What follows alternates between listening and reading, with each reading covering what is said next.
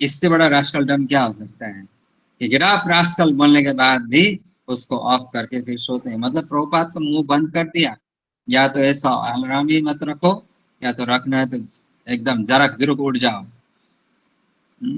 Alarm रखा है, शराब गेट अप रास्कल है, और वहां पर ऑफ करके क्या कर रहे हैं, शराब प्रभुपाद बोल रहे हैं, कर रहे हैं। मैक्सिमम हमारा मैक्सिमम डिवोटी का यही है, get up rascal, get up, get up rascal, get up. और सच में प्रभुपाद ने सही तो बोला, रास्कल। और फिर वो क्या करता है, सोचो,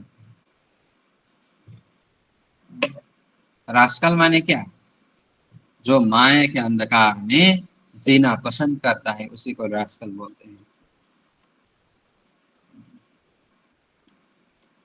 ओके, और उसको वही सब कुछ अच्छा लगता है।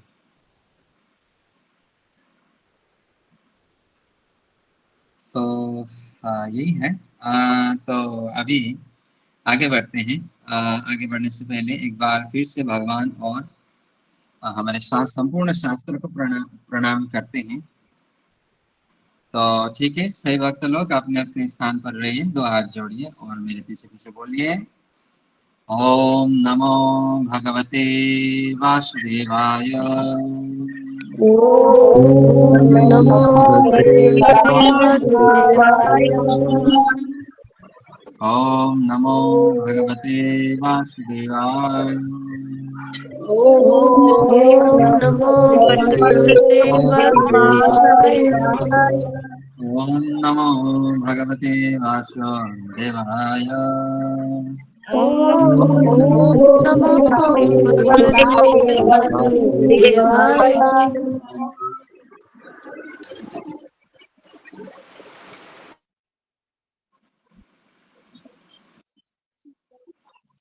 ओके, ठीक है।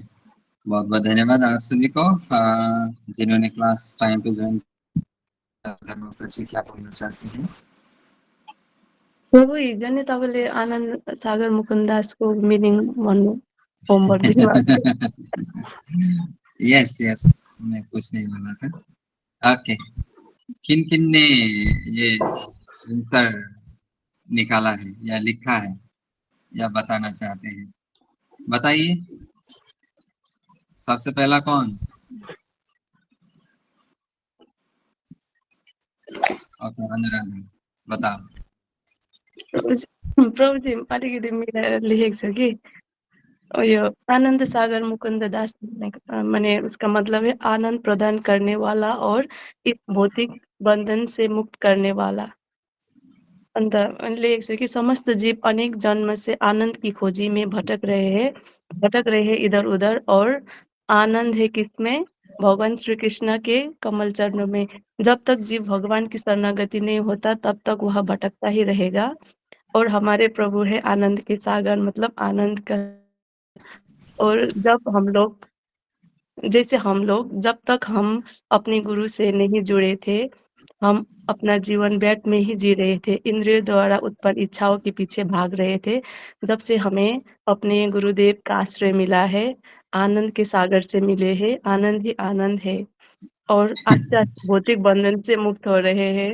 यदि हम पूर्ण श्रद्धा और समर्पण की भाव से उनकी पद चिन्हों में चलेंगे तो अवश्य ही भौतिक बंधन से मुक्त हो जाएंगे, और इस जीवन का परम सिद्धि कृष्ण प्रेम प्राप्त होगा, और भगवत धाम जाना तो निश्चित है। प्रभु जी यसरी लेखेको छु कि अन्त म ओके, प्रभु जी हाँ, के भन्नु चाहन्छु, हरिबोल। प्रभु जी के भन्नु चाहन्छु भने चाहिँ गुरुदेव अब हाम्रो जयपताका महाराज, हरिबोल। भन भन। मतलब जयपताका महाराजले चाहिँ अब उहाँ त अब गुरुदेव भगवान हुनुहुन्छ होइन, उहाँले चाहिँ तपाईँको नाम चाहिँ तब एकदम पर्फेक्ट अब दिनुभएको छ क्या। अब कति अब उहाँ पनि त अब स्वयं भगवानै हुनुहुन्छ होइन, एकदम तपाईँलाई हेरेर चाहिँ तपाईँको नाम पर्फेक्ट भएको। हिजो मैले अब लेखेँ होइन यो सोच्दै, अब यस्तो लाग्यो क्या एकछिन त अब क्या अब नम्न भएको क्या, अब कति अब हुन्छ नि अब। प्रभुजी हरे कृष्ण। हरे कृष्ण। ओके, ये तो एकदम सही बोला कि हमारे गुरु महाराज सबका मन का भाव हृदय का भाव जानते हैं, क्योंकि वह स्वयं भगवान है। कल ही हम लोगों ने पढ़ा कि दीक्षा गुरु साक्षात राधा मदन मोहन विग्रह का स्वरूप होते हैं, साकार स्वरूप, इसलिए वो सब कुछ ही जानते हैं। मेरा जब दीक्षा हुआ तो मैंने नाम सुना था कि मतलब वो माइक में इतना जल्दी से जल्दी बता रहे किसका नाम कौन है, और नंबर 527, तो आनंद सागर मैंने कुछ नहीं सुना। लास्ट में मुझे ऐसा लगा कि गोविंद दास है, क्योंकि कृष्ण लीला चूज किया था तो शायद हो गोविंद दास, ऐसा मैंने सुना। तो मुझे लगा कि शायद मेरा अंतिम में गोविंद तो मिला है, इतना तो मुझे समझ में आया। लेकिन शायद वो किसी और का नाम था। बाद में जाकर हमारा गुरु महाराज का ऑफिस के सामने हम जितने भी लोगों का दीक्षा हुआ था, तो वहाँ पर नाम जब देखा तो मेरा सीरियल नंबर के अनुसार अन्यास का उधर से आनंद सागर मुकुंद दास लिखा था। तो बाद में जब मैं आया था इधर, तो दीक्षा के बाद जब पहली बार मिला, तो तुम्हारा ही कॉलीग्स है, हमारा अंबिका माता जी ने भी सही यही बोला था। वो आपका नाम गुरु महाराज ने बहुत सोच समझ कर दिया है, बहुत अच्छा है। ऐसे जैसे हमारा लाइन था ऐसे ही उनका भी लाइन था, एकदम मिलता है जुलता है, ऐसा बोलते हैं। तो ठीक है, बहुत सुंदर उत्तर है। भगवान आनंद सागर मुकुंद तो भगवान ही है ना। ओके, श्रुति माता जी क्या बोलना चाहती हैं इसके बारे में, आनंद सागर मुकुंद दास अर्थ क्या है? तो माता जी ने तो बहुत सारा पॉइंट बोल ही दिया, इसको हम्म मैं शॉर्ट में ही बोलूंगी। आनंद सागर मतलब जो खुद जिनके पास आनंद का भंडार सागर है, समुद्र, जो खुद हम्म में बहुत आनंदित रहते हैं और दूसरों को भी आनंद प्रदान करते हैं, और हम जैसे बद्ध जीवों का उद्धार करते हैं, वो है आनंद सागर मुकुंद दास। ओके, हरि बोल हरि बोल। मुकुंद, मुकुंद का अर्थ होता है मुक्ति प्रदान करने वाला, यानी कि भगवान श्री कृष्ण वह मुक्ति प्रदान करने वाला है। केवल भगवान श्री कृष्ण ही इस विषम मृत्यु के सागर से, जन्म मृत्यु के सागर से हमें मुक्ति दिला सकते हैं, इसलिए उनका नाम मुकुंद है। ये भी एक अर्थ लगा सकते हो। ओके, ममता माता जी। हरे कृष्णा प्रभु जी प्रणाम। वाञ्छाकल्पतरुभ्यश्च कृपा सिन्धुएव च पतितानां पावनेभ्यो वैष्णवेभ्यो नमो नमः। गुरुको चरणमा कोटि कोटि प्रणाम।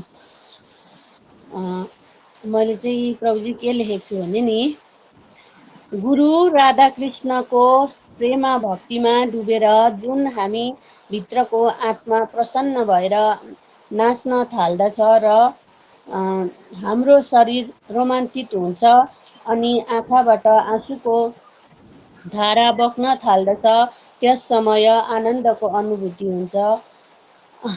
त्यही हो आनन्द। हरि बोल हरि बोल हरि बोल, बहुत बढ़िया बहुत बढ़िया। ओके, रासला माता जी। हरे कृष्ण प्रभुजी प्रणाम प्रभुजी। हजुरको जुन नाम आनन्द सागर मुकुन्द दास, नाम सुन्ने बित्तिकै एकदम त्यो त्यसै पनि आनन्द नै प्रदान गर्ने खालको छ। त्यसै हुनाले मैले त्यति त होइन, त्यसको मिनिङ अनुसार चाहिँ आनन्द भनेको यहाँ मैले चाहिँ जुन शाश्वत छ, जुन हामी बद्ध जीवनको यस जगतमा भएको सबैलाई त्यो अति आवश्यक छ, जुन आनन्द हो त्यो जुन शाश्वत पनि छ, जसलाई हामी भगवानको रूप पनि दिन सक्छौँ। सागर भन्नाले मापन गर्न नसक्ने यति गहिराई भएको। यसरी मुकुन्द भनेको हामीलाई चाहिँ यस बद्ध जगतबाट, यस भौतिक जगतबाट मुक्त गराउन सक्ने क्षमता भएको। दास भन्दा ब्रह्माण्ड नायक श्री कृष्णका चाहिँ उहाँ चाहिँ एकदम विशुद्ध दास हुनुहुन्छ, तसर्थ जुन शाश्वत छ र मापन गर्न नसक्ने आनन्दले पूर्ण छ, जसबाट हामीले यस बद्ध जगतबाट मुक्त गराउने बाटोमा लाग्नु भएको छ। भगवानका विशुद्ध भक्त, विशुद्ध दास हुनुहुन्छ, उहाँलाई नै आनन्द मुक्त दास भन्न अति उत्तम मानेको छु। हरे कृष्ण प्रभु। हरे कृष्ण हरि बोल, निताय गौर प्रेमानंदे। हरि हरि हरि बोल। ओके, बहुत बहुत धन्यवाद आप सभी भक्तों को। बहुत, ये भगवान का नाम है और अंत में दास है। दास मतलब आनंद सागर मुकुंद के, यानी कि भगवान श्री कृष्ण के दास। तो बहुत सुंदर सुंदर उत्तर है। ये आनंद ऐसा शब्द है कि इसका विश्लेषण हम लोग कर ही नहीं सकते, और ऊपर से वहां पर सागर शब्द लगा दिया है। मुकुंद का तो हम लोग छोटकर में हम लोग विश्लेषण कर सकते हैं, लेकिन आनंद सागर का जो शब्द है इसका विश्लेषण अनेकों शब्द में, अनेकों भाषा में हम लोग कर सकते हैं, अपने अपने स्वभाव, प्रभाव और भाव के अनुसार। ठीक है, तो ठीक है। और हमारे कई दिनों से हमारा प्रभु जी ने, हमारे ऋषभ देव प्रभु जी ने एक प्रश्न पूछे थे मुझसे, लेकिन मैं हमेशा भूल जाता हूँ। मैं उसको अकेले में उत्तर दूंगा बोला था, लेकिन उन्होंने फिर से क्लास में पूछा है, तो मैं क्लास में उत्तर देता हूँ। और उनका प्रश्न जो शब्द है, इसका विश्लेषण बहुत जटिल है, क्योंकि ये हर कोई नहीं समझ पाएगा। ठीक है, उन्होंने प्रश्न पूछा है, सांगोपांग उपासना क्या है। सांगोपांग, यहाँ पर 3 शब्द आता है। ठीक है, स अंग उपांग, यानी कि सा सांगोपांग। शॉर्टकट में हम मतलब एक कट्ठा हम लोग बोलते हैं तो सांगोपांग होता है, लेकिन उसको हम लोग शाब्दिक अर्थ निकालने का कोशिश करेंगे, स अंग उपांग। उसके बाद फिर इसका एक परिभाषा निकलता है। तो जैसे स माने हमारा जो संपूर्ण शरीर, और अंग माने हमारे शरीर का अलग अलग अंग, जैसे उंगली, 5 उंगली है ना। अगर ये ये क्या है बोलेंगे तो हमारा हाथ का एक अंग है। ठीक है, लेकिन पूरा ये हाथ है, लेकिन सिर्फ उंगली को लेंगे तो बोलेंगे कि ये तो हाथ का एक अंग है, ये हुआ अंग। और उपांग क्या हुआ, पूरा हाथ। ये अंग उपांग, अंग उपांग, अंग उपांग, और सामान्य पूरा शरीर। तो सांगोपांग का अर्थ होता है, एकदम सरल भाषा में मैं बोल रहा हूँ, कि ये इसके बारे में जानना बहुत, अभी इतना जल्दी जानना बहुत कठिन है, तो मैं एकदम सरल तरीके से बोलता हूँ। जैसे मैंने अभी बोल दिया, सा अंग उपांग। ठीक है, चलिए ये समझ लीजिए। अभी स अंग उपांग के साथ जो केवल एक ही आराध्य देव, एक ही शास्त्र, एक ही सदगुरुदेव भगवान, हाँ? और एक ही पंथ या संप्रदाय बोले, और एक ही आज्ञा और एक ही मंत्र, इस सब में एक ही होता है। और वो मंत्र भी गुरु प्रदत्त होता है। वो मंत्र छोड़कर दूसरा, और जैसे हम लोग तो बहुत सारे मंत्र उच्चारण करते हैं, वहां पर सिर्फ एक ही मंत्र और उसी से सिद्धि प्राप्त, एक ही गुरुदेव, उन्हीं से शिक्षा दीक्षा, और एक ही संप्रदाय या पंथ हम लोग बोल सकते हैं। और फिर एक ही आराध्य देव, यानी कि एक ही इष्ट, या एक ही भगवान, या एक ही, चाहे वो एक राम जी हो सकता है। अब वहां पर कोई ऐड नहीं होगा, वहां पर लक्ष्मण जी ऐड नहीं होगा, सीता मैया ऐड नहीं होगा, ये केवल एक ही। कृष्ण है तो केवल कृष्ण, केवल एक। ठीक है, तो इस पद्धति के अनुसार जो उपासना करते हैं उसको बोला जाता है सांगोपांग उपासना। ठीक है, यह बहुत ही दुर्लभ जन करते हैं।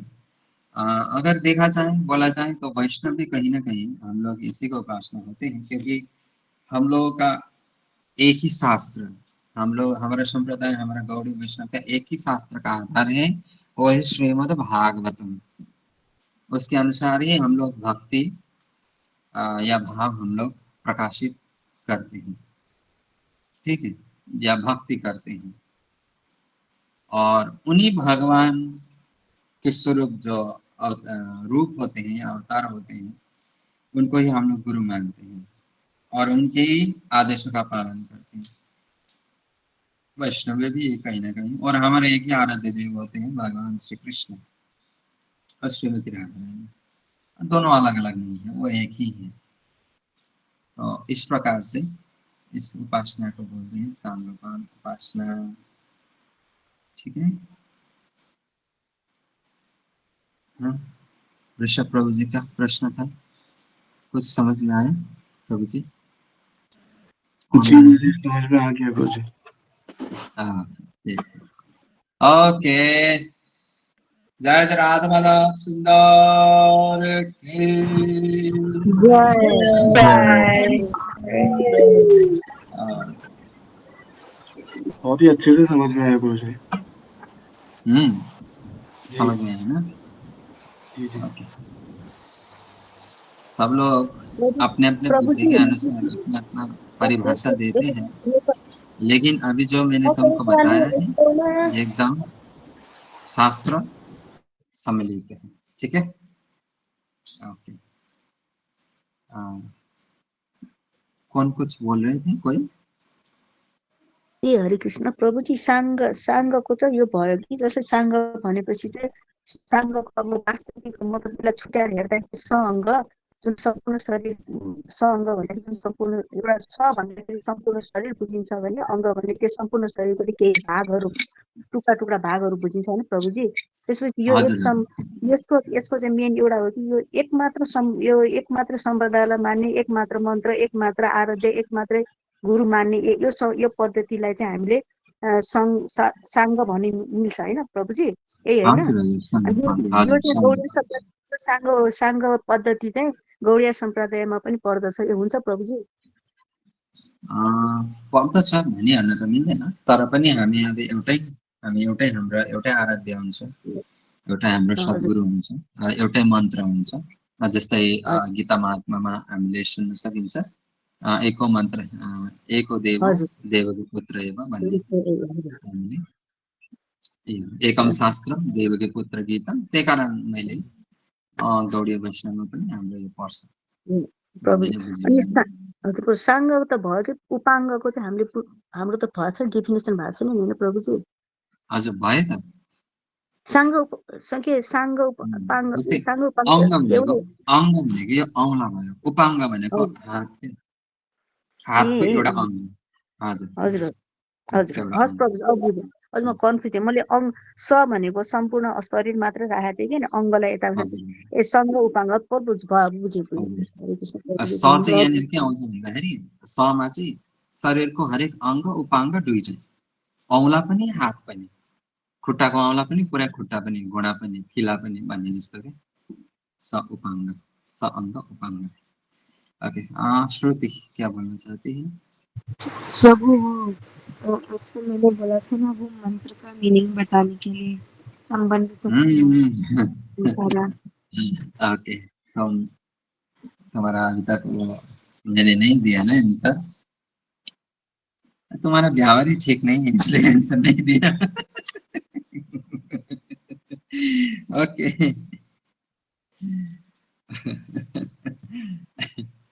ओके,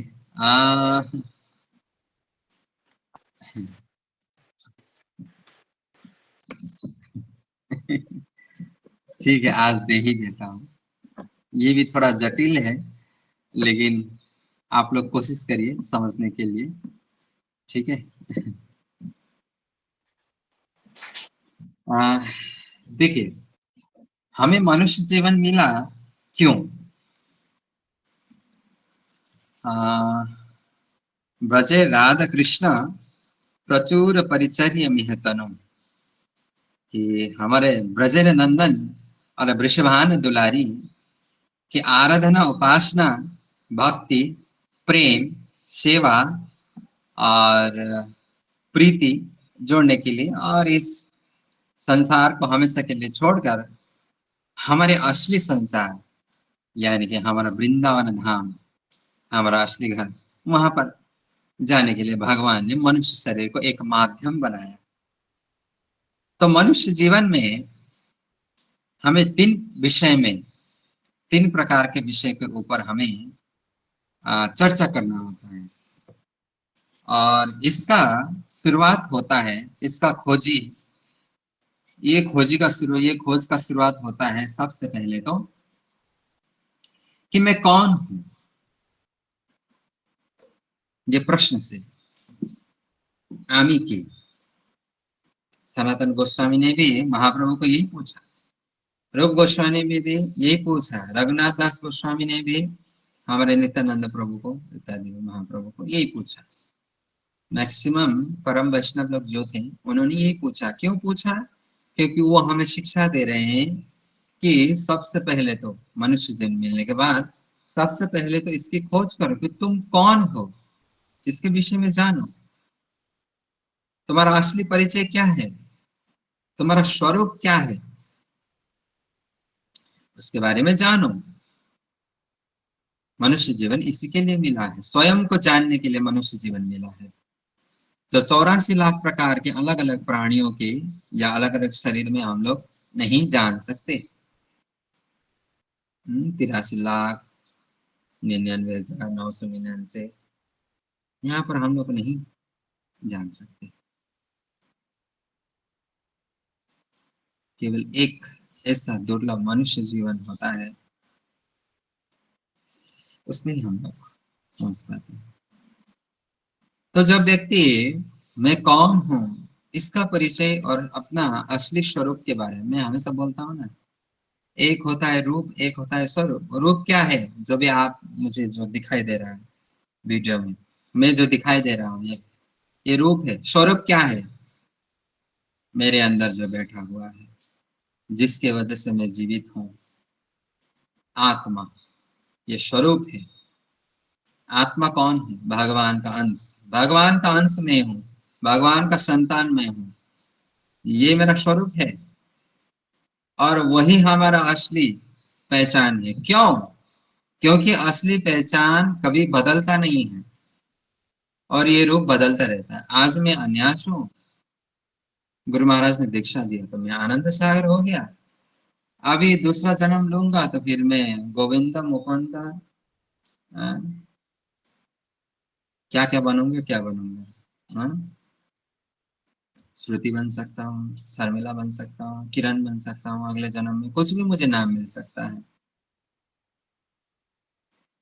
बदलता रहता है, बदलते रहता है, रूप बदलते रहता है।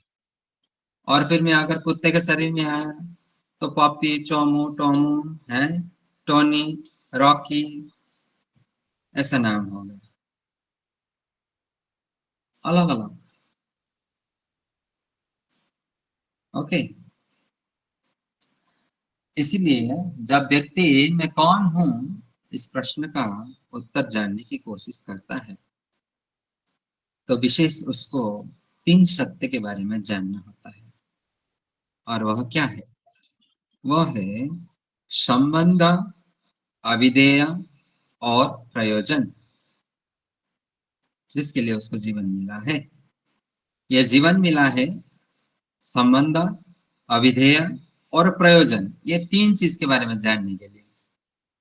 और शास्त्र को हम लोग क्यों पढ़ते हैं, या शास्त्रों को हम लोग, या शास्त्रों से हम लोग क्या जान पाते हैं? ये 3 चीज। ये शास्त्रों को जानने का तरीका क्या है? यही 3 चीज। यह शास्त्रों का पढ़ने का तरीका क्या है? यही 3 चीज, संबंध, अविधेय, प्रयोजन। अभी संबंध क्या है? संबंध तत्व, ये तत्व है, संबंध तत्व, अविधेय तत्व और प्रयोजन तत्व। ये 3 तत्व, तत्व माने सत्य, इन 3 सत्य को जानने के लिए मनुष्य जीवन मिला है। सबसे पहला है संबंध तत्व। अभी संबंध तत्व क्या है? संबंध तत्व वो है, मैं एकदम सिंपल तरीके से बोल रहा हूँ, एकदम ध्यानपूर्वक सुनिए। मैं जितना सिंपल तरीके से पढ़ाता हूँ ना, तो दूसरा लोग यही पढ़िए, आप पागल हो जाएंगे। तो अभी ध्यानपूर्वक सुनिए। संबंध तत्व का अर्थ है मनुष्य जीवन मिला है तो ये 3 चीज खोजी करने के लिए मिला है। ठीक है, संबंध तत्व क्या है? यानी कि मनुष्य जीवन मिलने के बाद भगवान और मेरा संबंध क्या है वो जानने के लिए, उस सत्य को जानने के लिए ये मनुष्य जीवन मिला है, उसको बोला जाता है संबंध तत्व। ठीक है, भगवान और हमारा संबंध हमको पता चल गया। भगवान स्वयं बोलते हैं 15.15 में, ममे वांश जीवलोके जीव भूत सनातन। जीव, जीव माने हम सब 84 लाख प्रकार के जीव, चाहे कुत्ता हो, बिल्ली हो, सांप हो, बिच्छू हो, कछुआ हो, आप हो, मैं हूं, हम सब भगवान के अंश हैं। ये हमें शास्त्रों से पता चलता है।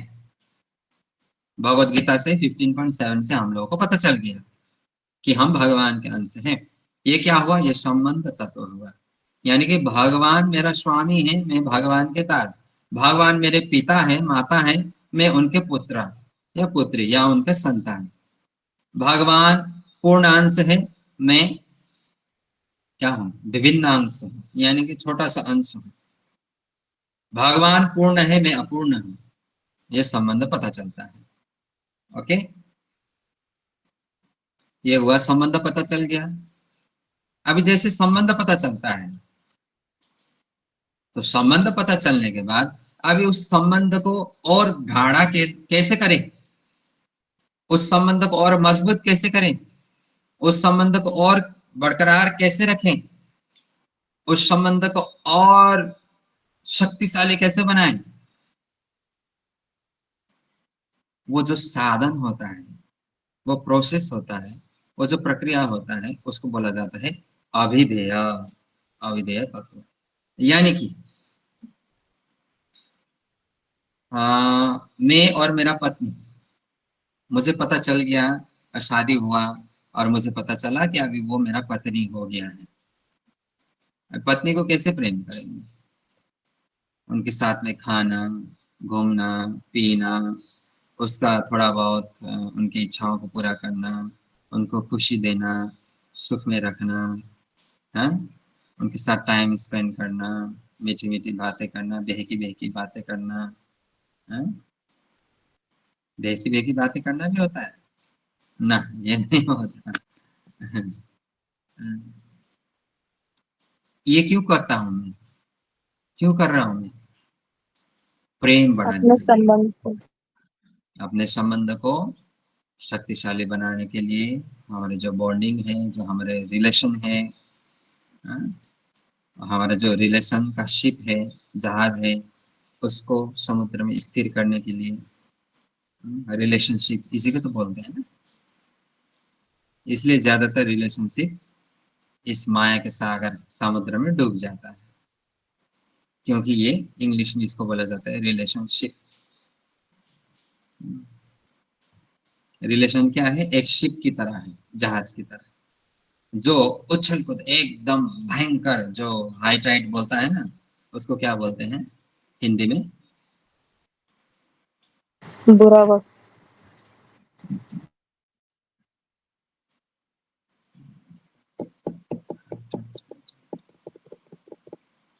अच्छा, मुख में आ रहा है मेरा, शब्द में नहीं निकल रहा है। आज जो भी है, बाद में आ जाएगा। अभी ऐसा होता है तो अभी मुझे खुजली हो जाता है, खुजली हो जाता है अंदर से बहुत ज्यादा। जब तक वो दिमाग में नहीं आता तब तक तो मानो समझ लीजिए बहुत भयंकर भयंकर लहर उसमें डूब जाता है। तो इसलिए ऐसा संबंध नहीं। तो भगवान के साथ हमारा संबंध हमें पता चलता है, तो हम लोग क्या करते हैं? भगवान के बारे में सुनना, उनके गुणगान करना, उनकी सेवा करना, उनके साथ प्रीति जोड़ना, इससे क्या होता है? संबंध और अटूट होता है। यानी कि प्रोसेस, सेवा कर रहे हैं, जैसे अभी भागवत कथा सुन रहे हैं, ये भी प्रोसेस है। क्या? उस संबंध को और मजबूत बनाने के लिए, प्रीति को बढ़ाने के लिए। और फिर जब भगवान के साथ हमारा प्रीति बढ़ जाएगा, प्रीति बढ़ जाएगा, तो क्या होगा हमसे? भगवान के साथ हमारा क्या होगा? सच्चा प्रेम होगा भगवान के साथ। और इसी को बोला जाता है प्रयोजन। प्रयोजन माने लक्ष्य, उद्देश्य। ठीक है, हमारा जीवन का, मनुष्य जीवन का उद्देश्य, लक्ष्य क्या है? कृष्ण प्रेम। फिर ये होता है, अंत में आता है प्रयोजन तत्व। संबंध, अविधेय, प्रयोजन। अच्छा, अभी आप श्रुति क्या समझे? तुमने बोलो, शॉर्टकट में बोलो, तुम्हें जो समझ में आया वही बोलो। प्रभु, संबंध तत्व में हम ये जानते हैं कि हमारा भगवान के साथ क्या संबंध है। विधेय में हम उसी संबंध को किस प्रकार से गहरा किया जाए, मजबूत किया जाए, ये सीखते हैं। और प्रोसेस। लास्ट वाला प्रयोजन में हम अपना भगवान के साथ जो मतलब ये जो संबंध है इसको जब मजबूत करेंगे, उनके बारे में जानेंगे, सीखेंगे, उनसे प्रेम करने का कोशिश करेंगे तो ये प्रेम और भी गहरा होता जाएगा। और प्रयोजन में क्या होता है? गहरा होता जाएगा नहीं, प्रयोजन में तो हमें प्राप्त होता है भगवान का प्रेम, जो उद्देश्य है मनुष्य जीवन का। ओके, तो आप लोग, यदि आप लोगों के पास नामहट्ट किताब है तो आप लोग श्लोक पेज नंबर 27 में देखिए, संबंध तत्व का प्रणाम मंत्र, अविधेय का प्रणाम मंत्र और प्रयोजन का प्रणाम मंत्र आप लोगों को मिलेगा। तो संबंधादिदेव प्रणाम मंत्र क्या है? जयताम श्रुतो पंगुर ममा मंद मतिर्गति मत्सर्वशपदाम भोजो श्रील राधा मदन मोहनो। यानी कि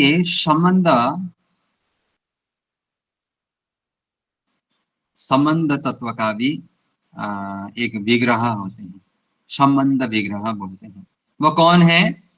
राधा मदन मोहन। इसलिए कल हम लोगों ने क्या पढ़ा था? दीक्षा गुरु भगवान के साथ हमारा संबंध जोड़ने का काम करते हैं, कनेक्शन का काम करते हैं। ठीक है, इसलिए जयताम श्रुतो पंगुर ममा मंदिर मंद मतिर गति मत्सर्वस्व पदाम भोजल श्रील राधा मदन मोहन। ये है संबंध प्रणाम मंत्र। संबंध विग्रह कौन है? राधा मदन मोहन। इसलिए दीक्षा गुरु वो राधा मदन मोहन के साकार स्वरूप है। दूसरा है अविधेय, प्रोसेस। प्रोसेस क्या क्या है, किस तरीके का है, कैसे प्रेम बढ़ाना है भगवान के साथ। क्योंकि संबंध पता चल गया है कि भगवान के साथ हमारा क्या संबंध है। भगवान के साथ हमारा शाश्वत प्रेम का संबंध है। तो उस प्रेम को कैसे बढ़ाएं? तो ये है अविधेय तत्व, यानी कि अविधेय प्रणाम मंत्र। दिव्य वृंदारण्य कल्परधु माधव श्रीमद रत्नाकर सिंहासनस्थो श्रीमद राधा श्रील गोविंद देव पृष्ठालिब्ध सेवमानो स्मरामि। ओके, संबंध विग्रह कौन है? राधा मदन मोहन। राधा मदन मोहन। भगवान प्रभु अपने संबंध पूछा। हाँ प्रभु जी संबंध ओके, अविधेय राधा गोविंद देव जी। राधा गोविंद देव। ओके, सो राधा गोविंद देव। राधा गोविंद देव का विग्रह स्वरूप, साकार स्वरूप कौन है? शिक्षा गुरु। शिक्षा गुरु हमें सिखाते हैं कि भगवान के साथ हमारा दीक्षा गुरु ने हमको संबंध बता दिया कि क्या है संबंध। अभी शिक्षा गुरु क्या करते हैं? उस संबंध को कैसे और मजबूत बनाना है और गाढ़ा करना है, भगवान के साथ के प्रीति हमें कैसे और मजबूत करना है ताकि हमें अपने जीवन का लक्ष्य प्राप्त हो सके। तो वो है अविधेय प्रोसेस। ठीक है, इसलिए गोविंद देव के साकार स्वरूप शिक्षा गुरु होते हैं, मदन मोहन के साकार स्वरूप दीक्षा गुरु होते हैं। और संबंध तत्व का विग्रह कौन है? मदन मोहन। और अविधेय का विग्रह कौन है? गोविंद देव जी। राधा गोविंद। और फिर अंतिम में आते हैं प्रयोजनादिदेव प्रणाम मंत्र। श्रीमान रास रसारंभे वंशी वट तटस्थितः कर्षण वेणु सुनैर गोपी गोपीनाथ श्रेष्ठुनः। ओके, और फिर प्रयोजन, हमारे जीवन का उद्देश्य, लक्ष्य कौन है? राधा गोपीनाथ। राधा गोपीनाथ। राधा गोपीनाथ को किसने प्रकट किया? मधुर पंडित। मधु पंडित। श्रील गोविंद देव को किसने प्रकट किया? रूप गोस्वामी। रूप श्रील रूप गोस्वामी। गोस्वामी। ओके, फिर मदन मोहन को किसने प्रकट किया? सनातन गोस्वामी। सनातन गोस्वामी। ओके, राधा गोकुलानंद को किसने प्रकट किया? प्रभु जी श्रील विश्वनाथ। यस, विश्वनाथ। और विश्वनाथ ठाकुर प्रभु। ठाकुर। बीच में क्या है? चक्रवर्ती। चक्रवर्ती ठाकुर। चक्रवर्ती ठाकुर प्रभु। विश्वनाथ चक्रवर्ती चक्रवर्ती ठाकुर। ठाकुर, जिन्होंने कौन सा अष्ट श्लोक का रचना किया था?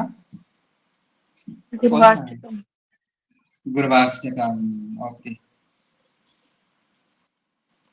तो ये हो गया संबंध अविधेय प्रयोजन।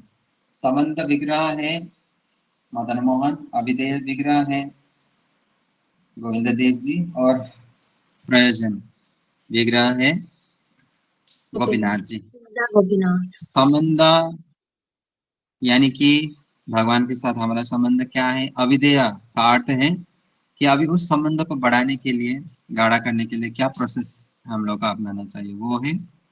और अंतिम में है प्रयोजन, यानी कि हमारे जीवन का उद्देश्य, हमारा लक्ष्य क्या है? गोपीनाथ यानी भगवान ही स्वयं।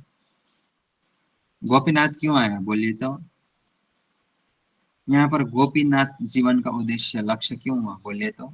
गोविंद देव आया, मदन मोहन आया, लेकिन अंत में प्रयोजन यानी कि जीवन का लक्ष्य, उद्देश्य गोपीनाथ को क्यों रखा? अच्छा, राधिका प्रभु जी नीलांबर जी बोलिए।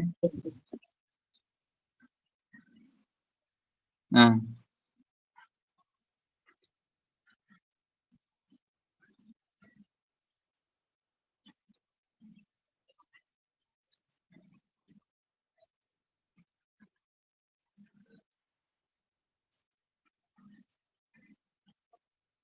ओके।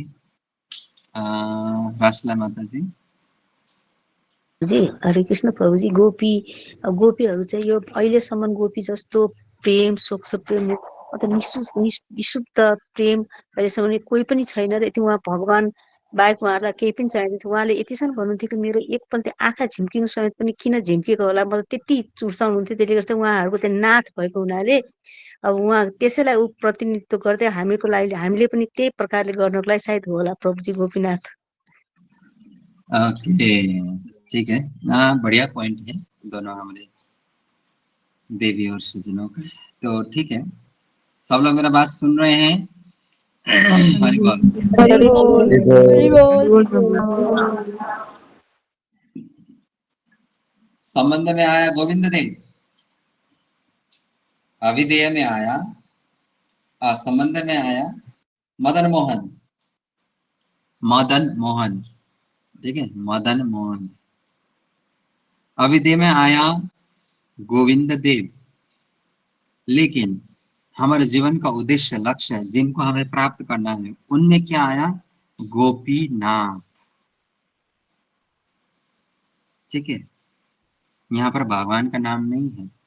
नाम सुनिए तो ध्यान पूर्वक नाम सुनिए और विचार करिए। मदन मोहन, गोविंद देव, गोपीनाथ। गोविंद देव, मदन मोहन, गोपीनाथ, ये तीनों में से दो सिर्फ भगवान का नाम को इंडिकेट करता है, लेकिन अंत में गोपीनाथ। गोपीनाथ किस चीज को करता है? गोपियों के प्राण, गोपियों के नाथ। गोपियों ने जिन स्वरूप को अपना नाथ माना है, वही हमारे जीवन का उद्देश्य है। ना गोविंद देव, ना मदन मोहन, ना सिर्फ जहां पर भगवान का नाम होता है, ना मुकुंद, ना गोविंद, ना मधुसूदन, ना ना मुरली मनोहर या मुरारी या वासुदेव या द्वारकाधीश या सिर्फ कृष्ण, ना, ये हमारे आराध्य नहीं है, हमारे जीवन का लक्ष्य नहीं है। जिन स्वरूप को गोपियों ने अपना नाथ माना है, उस स्वरूप का वही स्वरूप हमारा जीवन का उद्देश्य है। इसलिए गोपीनाथ यहाँ पर उद्देश्य यानी कि लक्ष्य यानी कि प्रयोजन तत्व में ये डाला गया है। गोपिका कांता, राधा कांत, यही है गोपीनाथ माने गोपीकांत या राधा कांत, यही है गोपीनाथ। क्योंकि श्रीमती राधा रानी कौन है? परम गोपी है, प्रधान गोपी।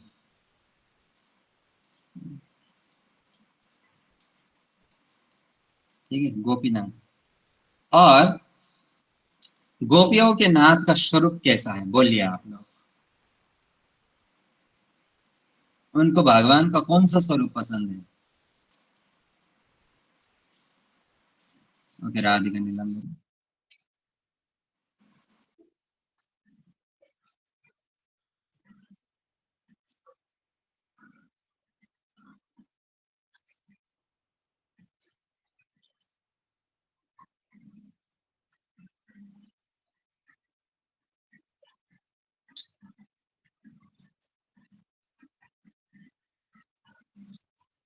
यस। और कोई बताएंगे? ममता माता जी। श्याम सुन्दर रूप वंशी धारण गरेर श्याम सुंदर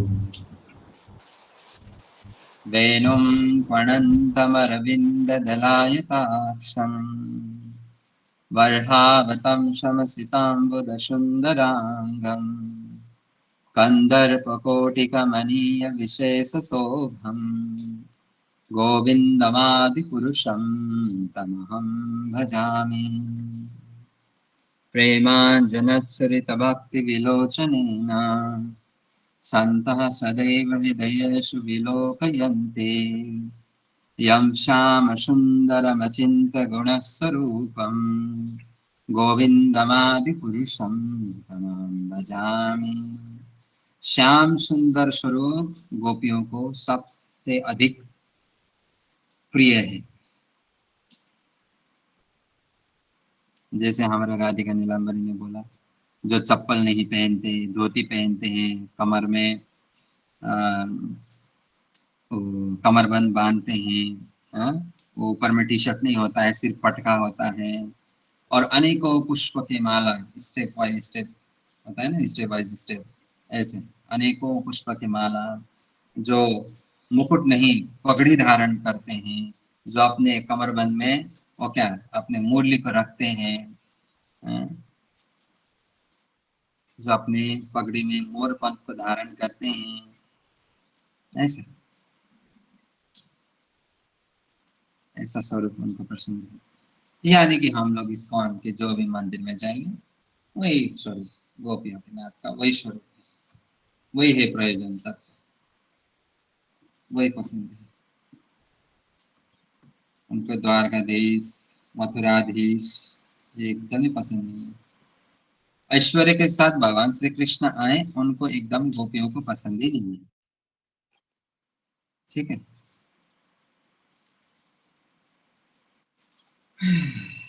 ओके, किरण माता जी। हरे कृष्णा प्रभु जी। प्रभु जी, ये आपने एक बार और पढ़ाया था, ये संबंध अभियोजन और प्रयोजन के बारे में 2024 में 21 हाँ, तारीख जनवरी 21 तारीख में पढ़ाया था आपने।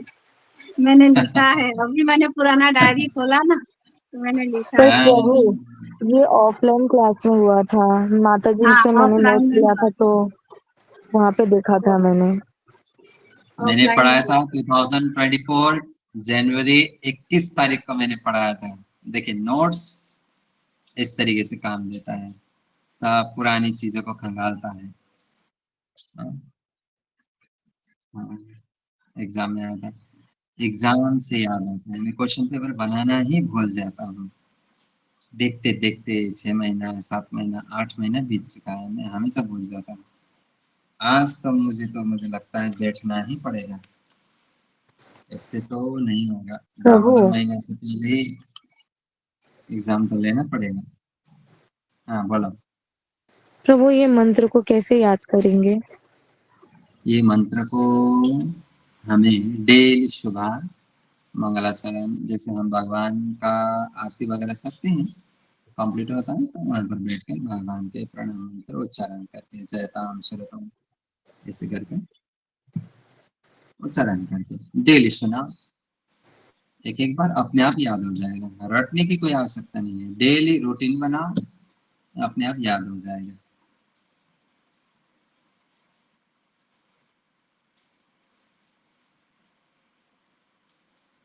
इससे क्या होगा, कंफ्यूजन बहुत ज्यादा होगा, कंफ्यूजन बहुत ज्यादा होगा, क्योंकि अलग अलग बहुत ज्यादा गुरु बनाएंगे तो आप ही स्वयं एकदम पजल हो जाएंगे, पजल, कौन सा रास्ता में चलो, कहाँ से चलो। तो मेरे जेल में केवल एक ही है, और वो क्या बोलते हैं, वो बस साकार स्वरूप में है, और उनका शिक्षा बोले तो केवल उनका आदेश उपदेश, आगे आदेश या आज्ञा ही होता है मेरे जीवन में। तो वही, उसी से मतलब जो उनका जब आज्ञा पालन करता हूँ तो शिक्षा मुझे अपने आप मिल जाता है। जैसे उन्होंने मुझे बोला कि भगवत गीता क्लास चलाओ, क्लास चलाओ। अभी उन्होंने मुझे शिक्षा नहीं दिया, मैं क्यों ऐसा बोला, क्योंकि उनका आदेश ही मेरे जीवन का शिक्षा है। ऐसा क्यों बोला, उन्होंने जब बोला कि तुम क्लास चलाओ, क्लास देना शुरू करो, क्लास की जिम्मेदारी उठाओ, जितने भी हिंदी भाषी भक्त लोग हैं, जो अभक्तगण हैं, उनको उठाओ, लेके आओ, पढ़ाओ, समझाओ, सिखाओ, और अच्छा ही रिजल्ट मिलेगा। तो अभी तो मुझे कोई आता पता नहीं है, कैसे करूँ, कहाँ से शुरू करूँ। तो मैंने क्या किया, उनका आदेश का पालन कर दिया, शुरू कर दिया।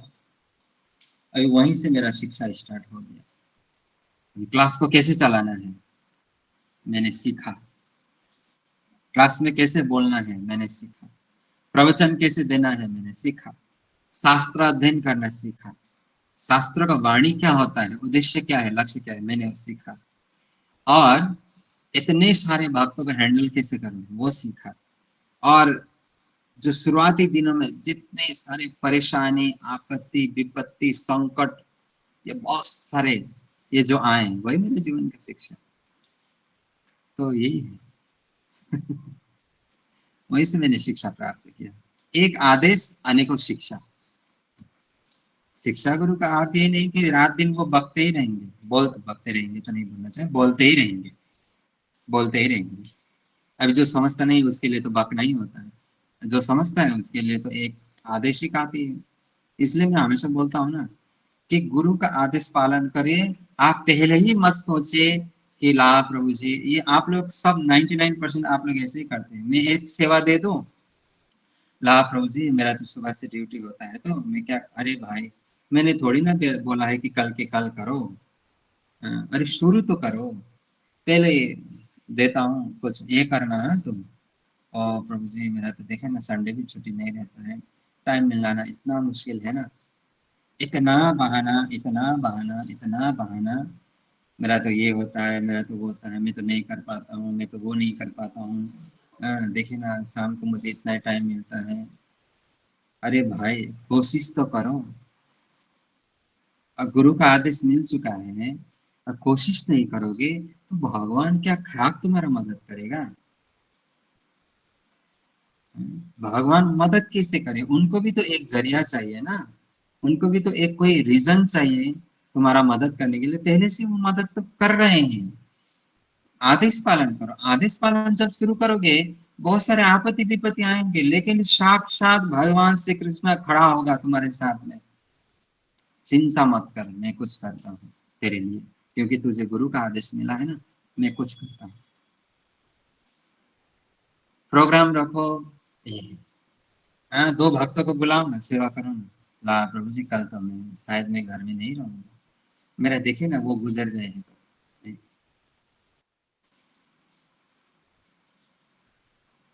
ठीक है, शाम को आते समय थोड़ा ऑफलाइन फूल लेके आते हैं, आना है। ला प्रभु जी मेरा तो वो रास्ता पड़ता ही नहीं, फूल का रास्ता, फूल का दुकान कोई कहीं और होता है, मुझे दूसरे रास्ते से आना पड़ता। बाप रे, इसलिए मुझे किसी से उम्मीद ही नहीं है, सीधा सीधे बोलूँ, पहले दिन से आज तक और भविष्य में भी। क्योंकि उम्मीद निराशा ही देता है, आशा निराशा ही देता है। ठीक है, ये आशा नहीं रखता। बस अपना इच्छा अनुसार जो सेवा कर पाए उसमें आशीर्वाद और कृपा भगवान का हमेशा रहे, इसके लिए तो मैं हमेशा प्रार्थना करता हूँ। जितने भी भक्त लोग मेरे अनुगत है उन सब के लिए मैं हमेशा मंगल आरती, इसलिए मैं कभी मंगल आरती नहीं ये छोड़ता, क्योंकि मैं सब के लिए प्रार्थना करता हूँ। उस समय जब मैं मंगल आरती कर रहा होता हूँ तो सबसे ज्यादा मुझे मेरे प्रभुपाद आश्रय ग्रुप के जितने भी मेंबर है उन सब का स्मरण होता है, सबका स्मरण हो रहा होता है। और जो मेरे प्रति भगवान के प्रति सबसे ज्यादा सद्भाव रखता है भगवान स्वयं ही, उनका जो मुख है मेरे सामने, मतलब वो आ जाता है, स्मरण में आ जाता है। तो इसीलिए मैं हमेशा बोलता हूँ ना, मैं जो जीवन जी रहा हूँ वो जीवन जीना बहुत कठिन है। देखने में प्रभु जी तो क्या है, क्लास में बैठना है, लेक्चर देना है। जैसे अर्जुन को भीष्म पितामह ने अपने शिविर में जब दुर्योधन ने भीष्म पितामह को बहुत दोष प्रदोष करने लगा कि भीष्म पितामह आप अच्छे से युद्ध नहीं कर रहे हैं, आपके कारण कल मैं मरूंगा, मुझे पता है, और इस हम सब का मृत्यु की जिम्मेदारी आप होंगे, ऐसा दोष पे दोष दोष पे दोष दोष पे दोष दे रहे थे भीष्म पितामह को, दोष पे दोष। आप अपने अपोजिट टीम को, अपने अगेंस्ट का जो टीम है, मेरे शत्रु को आप बचा रहे हैं, ऐसा लालच लगा दिया भीष्म पितामह को। तो भीष्म पितामह को क्रोध आ गया। अपने शिविर में बैठकर भीष्म पितामह ने अपने धनुष उठाकर उन्होंने प्रतिज्ञा लिया कि कल का सूर्य अस्त से पहले मैं अर्जुन को मार डालूंगा, या तो पांचों में से किसी एक को तो मैं मारूंगा। भीष्म पितामह ने प्रतिज्ञा लिया। अभी भगवान श्री कृष्ण तो अपने जितने भी प्रेमी भक्त है उनका क्या कर रहे हैं, चिंतन कर रहे हैं, और भीष्म पितामह भी उनका प्रेमी भक्त है, तो अर्जुन भी उनका प्रेमी भक्त है। लेकिन एक धर्म के साथ खड़ा है, एक अधर्म के साथ खड़ा है। तो भगवान के कान में ये शब्द गूंजने लगा कि कल का सूर्यास्त से पहले 5 पांडव में से एक पांडव पुत्र का निधन होगा, ये मेरा प्रतिज्ञा है। तो भगवान चिंतित, व्यथित, व्याकुलित हो उठे। गचित अवस्था में वो अर्जुन की शिविर की ओर जाने लगे। अर्जुन को उठाते हैं, जगाते हैं, रात्रि अर्धरात्रि में 1-2 बजे के समय का अनुसार बोले, जिस समय अर्जुन एकदम गहरे निद्रा में था, तो भगवान ने उठाया अर्जुन को, अर्जुन उठो, बहुत बड़ा संकट है तुम्हारे जीवन में, कल कुछ भी हो सकता है, कुछ भी हो सकता है। भीष्म पितामह ने प्रतिज्ञा लिया है, मैंने अभी सुना, मुझे खबर मिला। तो अर्जुन क्या बोलते, अरे यार भगवान, मैं तो आपके आश्रित हूँ, आपको मैंने अपना सारथी क्यों बनाया, मार्गदर्शक क्यों बनाया, अपना सार्थकता, ये मेरे जीवन का सार्थकता तो आप मेरे सारथी हैं, इसमें मेरे युद्ध का तो सार्थकता आप मेरे सारथी हैं। मैंने ऐसा क्यों चूज किया, मैंने नारायणी सेना चूज नहीं किया, मैंने आपको चूज क्यों इसीलिए किया कि आप आकर मुझे ये बात सुनाएं कि कल मेरा जीवन संकट है। आपके जीते जी मुझे कोई चिंता नहीं है, मुझे पता है आप कुछ न कुछ उपाय ढूंढ ही लेंगे, उपाय ढूंढ ही लेंगे। मोक्षदा एकादशी के दिन भगवान ने अर्जुन को गुरु के रूप में आज्ञा दिया था, युद्ध करो। तो अर्जुन ने युद्ध शुरू किया। अब 3-4 दिन, 5 दिन, 6 दिन, 9 दिन बीत चुका है, तब ये बात हुआ क्योंकि अर्जुन ने गुरु का आज्ञा शुरू किया। अभी भगवान के रूप में चिंता कर रहे हैं, क्योंकि इसको मैंने ही गुरु के रूप में आज्ञा दिया था, अभी मेरे ही आज्ञा का पालन कर रहा है, गुरु का आज्ञा पालन कर रहा है। अभी मैं भागवत स्वरूप में हूँ, अब भगवान को भागवत स्वरूप में चिंता हो रहा है अर्जुन का कि कल तो इसको मार देगा। 5 पांडव में से कोई एक बोला, अगर अर्जुन को मार दिया तो सब कुछ खत्म हो जाएगा। और अर्जुन का भी बोल रहा है, अर्जुन बोल रहा है मैं तो आपके आश्रय हूँ, आपके अनुगत हूँ, तो मैं इस बात का चिंता नहीं लेता, आप करिए, मुझे कुछ पता नहीं है, मैं नहीं जानता। अगर मुझे ही करना है तो फिर आप क्यों मेरे सारथी के रूप में हैं? आप क्यों मेरे शुभ चिंतक के रूप में हैं? मैं आपका आश्रय क्यों प्राप्त किया? मैं आपके आश्रय में क्यों बैठा हूँ? भगवान चिंतित व्याकुल हो उठे, व्यथित हो उठे। भगवान ने क्या बोला? फिर भगवान तुरंत किसके पास गए? द्रौपदी के पास गए। द्रौपदी को बोला, कल हमारे जो भीष्म पितामह हैं, प्रातः ब्रह्म मुहूर्त में वो यमुना, ये गंगा नदी, ये जो नदी में है, वहां पर स्नान करने के लिए प्रातः, वो प्रातः स्मरण बोलते हैं उसको, प्रातः स्मरण बोलते हैं। प्रातः स्मरण का अर्थ क्या होता है कि सुबह का मंगला जो सेवा होता है वो करना, मंत्र इत्यादि, स्नान इत्यादि, आचमन, तिलक धारण इत्यादि। तो हमारा जो गंगा पुत्र भीष्म है वो गंगा नदी में स्नान करने के लिए जाएगा। तो उस समय तुम, जब वो नहाकर बाहर आने का जो समय होगा, उस समय तुम वहां पर चले जाना, कुछ मत बोलना, बस उनके सामने जाना और उनको प्रणाम करना। द्रौपदी को इस तरीके से भगवान ने भेजा। द्रौपदी ऐसे ही नेक्स्ट डे गई और भीष्म पिता वहां पर सूर्य का अर्घ्य दे के इधर उधर मंत्रोपचार इत्यादि स्नान सब कुछ करके जब वो वापस मुड़े तो उन्होंने देखा उनका तो पौत्र वधु है वहां पर, बहू है। तो फिर बहू ने जैसे उन्होंने देखा प्रणाम किया। प्रणाम जैसे ही किया, भीष्म पिता मैंने क्या, सौभाग्यवती भव, आशीर्वाद दिया। अभी द्रौपदी महारानी के पति कौन है? अर्जुन, पांचों पांडव। यानी कि भीष्म पितामह ने आशीर्वाद दिया सौभाग्यवती भव। इसका मतलब ये हुआ कि उसका पांचों पति मरेगा ही नहीं। आयुष्मान का उनको आशीर्वाद दे दिया ना। हाँ, गुरु का आज्ञा पालन में भगवान स्वयं काम करना शुरू करते हैं। तो रीजन ढूंढने से पहले काम करिए, तभी मजा आएगा। तब भगवान आपका एक एक एक एक कार्य को बारीकी से स्वयं मदद करेंगे। जैसे मेरे जीवन में 8 साल होने वाला है, कितना कुछ हुआ, क्या कुछ नहीं हुआ, क्या क्या नहीं हुआ, क्या क्या सुनने को, देखने को, जानने को नहीं मिला, कितना उतार चढ़ाव हुआ, कहीं आए कहीं गए। कोई जीवित अवस्था में, कोई मुर्दा अवस्था में आए गए, मैं हिला नहीं, क्योंकि भगवान ने मुझे कभी हिलने नहीं दिया। कितने भीषण भीषण परिस्थिति आया, धन, संबंध, मान, अपमान, पाप, अपराध, सब कुछ।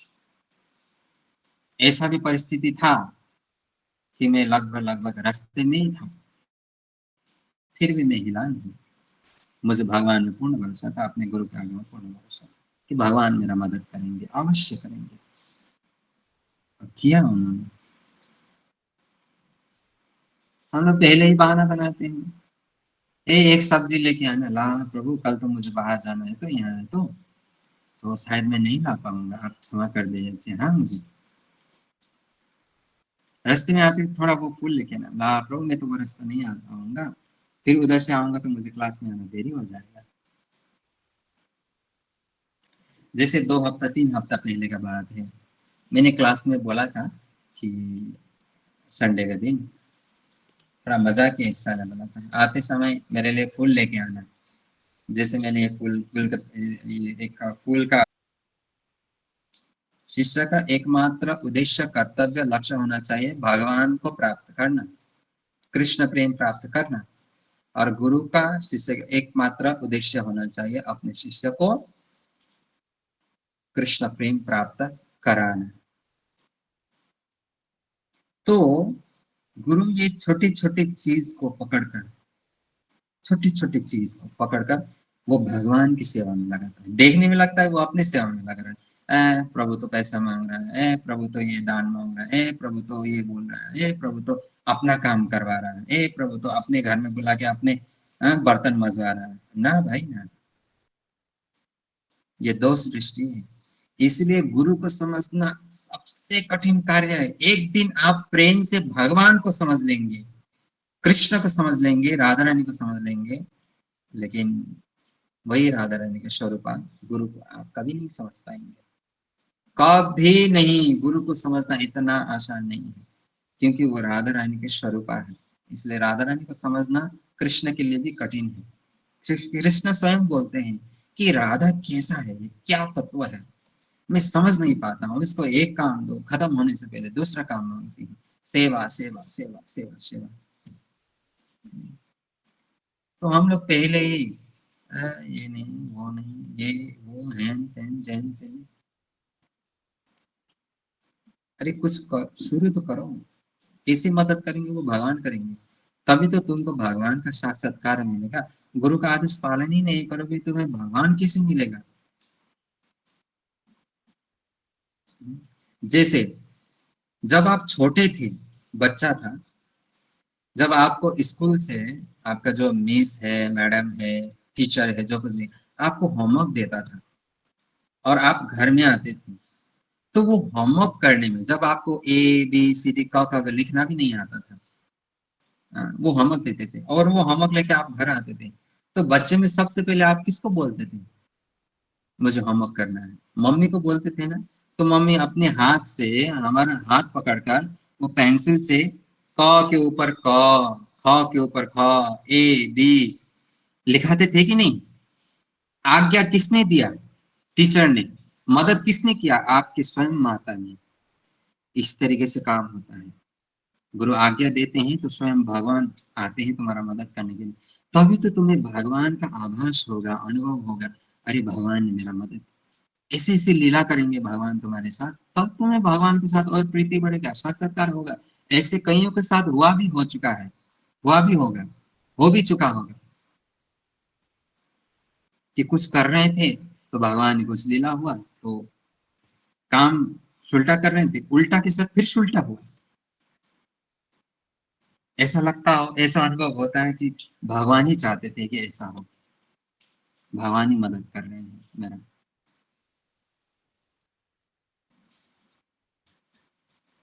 तो इसीलिए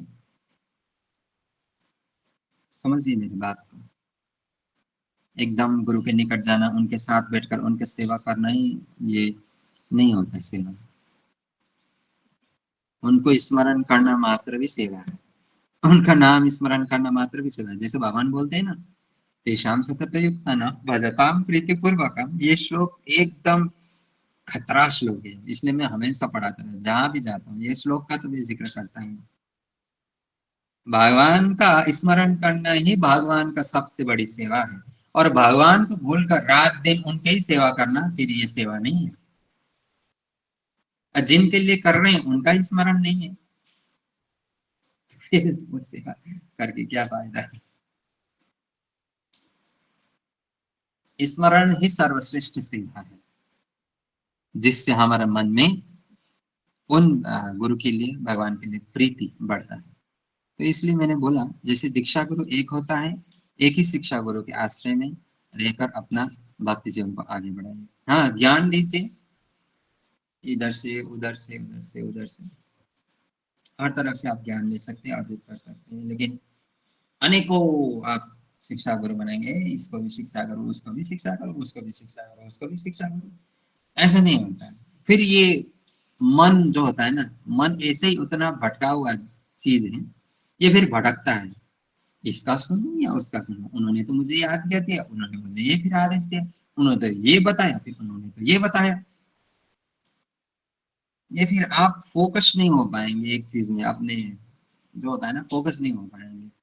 जैसे ये वो होता है, जैसे आप कहीं पर एक जगह जाना चाहते हैं, मान लीजिए मैं मंगलदायिनी माता जी का घर जाना चाहता हूँ, और मैंने यहाँ पर 2-3 लोगों से पूछ लिया कि एक ने बोला आप सेवक मोड़ से होते हुए घूम के जाइए, एक ने बोला झंकार मोड़ से होते हुए घूम के जाइए, एक ने बोला चेकपोस्ट से होते हुए घूम के जाइए, एक ने बोला ये फाफड़ी का रास्ता चले जाइए।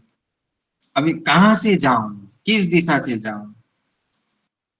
ये वैसा ही होता है, अनेकों गुरु बनाने से ऐसे होता है।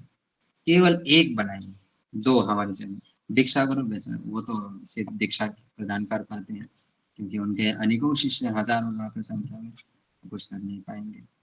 शिक्षा गुरु उनको दीक्षा गुरु तक पहुंचाने का काम है, यानी कि मदन मोहन तक पहुंचाने का काम है। ये जो भी रूप गोस्वामी के अनुगत आते थे ना, वो सब अपने गुरुदेव सनातन गोस्वामी ने मदन मोहन को प्रकट किया, उनके अंडर में रखते थे। तो शिक्षा गुरु का काम होता है इतना निपुण बना देना शिक्षा देकर कि भगवान के साथ कैसे प्रेम करना है। आप लोग आदेश पालन ही नहीं करेंगे तो फिर शिक्षा गुरु का आदेश, ये उपदेश, ये देश विदेश, ये क्या होगा? क्या कुछ नहीं होगा, कुछ नहीं होगा। ना दीक्षा गुरु ना भगवान, ये कुछ नहीं होने वाला, क्योंकि प्रेम करना सिखाने वाला ही वही है। अब उनकी बात नहीं सुनेंगे तो फिर क्या, भजताम प्रीति पूर्वक खाक होगा आपके जीवन में। एक सेवा 1000 बहाना, 2 सेवा 2000 बहाना, 3 सेवा 3000 बहाना, ऐसे नहीं चलेगा भाई। जितना बहाना बनाओगे गुरु के आज्ञा में, उतना बहाना भगवान बनाएंगे आपको अपने से दूर रखने में। अभी हजारों बहाना मिल जाएगा आपको भगवान से दूर रखने में।